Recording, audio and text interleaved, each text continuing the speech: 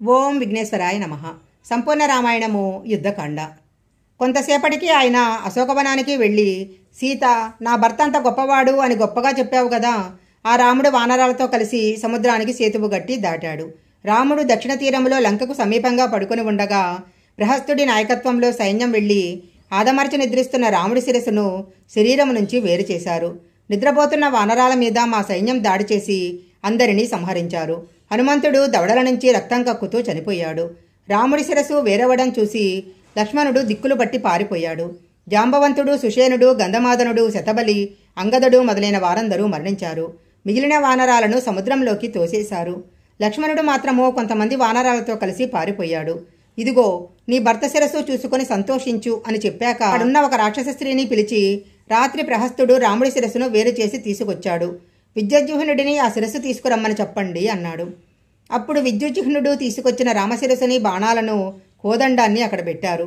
వాటిని చూడగానే సీతమ్మ నేల మీద పడి మూర్ఛపోయింది. అప్పుడు రావణుడు కోదండాన్ని, బాణాలను సీతమ్మ దగ్గరకు విసిరేసి, సీత, ఇప్పటికైనా నువ్వు నా పాన్పు చేరతావా అన్నాడు. అప్పుడు సీతమ్మ ఆ శిరస్సు పట్టుకొని రాముడిదో కాదో అని అవలోకనం చేసి చూసింది. అది యథాతథంగా రాముడి శిరస్సులా ఉంది. అప్పుడు సీతమ్మ అంది, రామా, నాకు చాలా సౌభాగ్యం ఉందని, దీర్ఘాయుష్మంతుడు అవుతావని పెద్దల జ్యోతిష్కులు చెప్పారు. ఇవాళ ఆ జ్యోతిష్కులు చెప్పిన మాట అబద్ధమైంది. నువ్వు గొప్ప యజ్ఞాగితో అంతిమ సంస్కారం జరుపుకోవలసిన వాడివి. కానీ ఇవాళ దిక్కు లేకుండా యుద్ధభూమిలో పడిపోయి క్రూరమృగాలు నీ శరీరాన్ని తినేస్తూ ఉంటాయి. భార్య యందు దోషం ఉంటే, భార్య ప్రవర్తన యందు విశేషమైన వైక్లవ్యం ఉంటే భర్త వెళ్ళిపోతాడని శాస్త్రం చెబుతుంది. నా యందు ఏ దోషముందని నాకన్నా ముందు వెళ్ళిపోయావు అని సీతమ్మ ఏడ్చింది.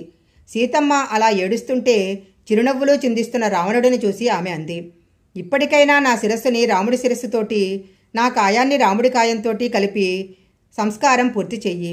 ఈ ఒక్క కోరిక తీర్చు అని సీతమ్మ అంది. అదృష్టవశాత్తు అదే సమయంలో అక్కడికి ఒక భటుడు వచ్చి, మహారాజా, మీకోసం ప్రహస్తుడు ఎంతో ఆతురతతో ఎదురుచూస్తున్నాడు. మీరు వెంటనే సభకు రావలసింది అన్నాడు. వెంటనే రావణుడు అక్కడి నుంచి వెళ్ళిపోయాడు. రావణుడు వెళ్లగానే ఆ శిరస్సు, ధనుర్బాణాలు అదృశ్యమయ్యాయి. ఏడుస్తున్న సీతమ్మ దగ్గరకు భీషణుడి భార్య అయిన సరమ వచ్చి, నువ్వు శోకించకమ్మా, నాకు అపారమైన శక్తి ఉంది.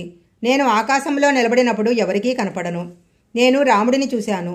ఆయన గుండ్రమైన బాహువులతో ఆ వానర సైన్యాన్ని కాపాడుతూ అవతలి ఒడ్డున ఉన్నాడు.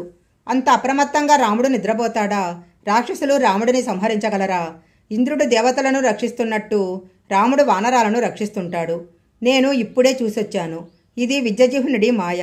అందుకే రావణుడు వెళ్లగానే ఇక్కడున్న శిరస్సు అంతర్ధానమైపోయింది. రావణుడి మాయలు నమ్మకు, ఉపశాంతిని పొందు అన్నది. నువ్వు చెప్పినది నిజమే అయితే రావణుడు ఇప్పుడు ఏం చేస్తున్నాడో చూసి నాకు చెప్పు అన్నది సీతమ్మ.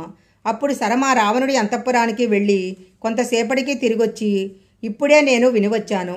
రావణుడి తల్లి కైకసి ఒక వృద్ధుడైన మంత్రి రావణుడికి నచ్చచెప్పారు. ఏది ఏమైనా సీతను విడిచిపెట్టడం జరగదు అని రావణుడు అన్నాడు. రావుడితో కారణం చెప్పకుండా యుద్ధానికి సైన్యాన్ని పిలవమన్నాడు. రాక్షసుల కోలాహలం గట్టిగా వినబడుతుంది.